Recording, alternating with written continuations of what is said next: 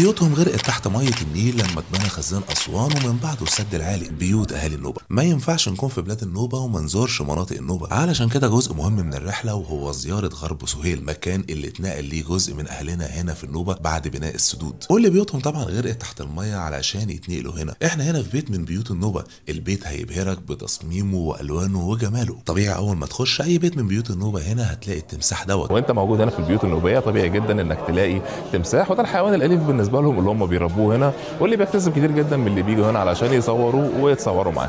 بعد ما بتتفرج على البيت من الداخل بنلف في الشوارع هنا، ومش هينفع نكون في اسوان وما نجربش عصير القصب اللي الكل بيشكر فيه. وطبعا مش هينفع نكون في اسوان وما نشربش عصير قصب، واحده من اكتر الحاجات المميزه جدا هنا واللي انت ممكن تشربها تستمتع جدا بيها وهو عصير القصب، واللي هنشربه دلوقتي.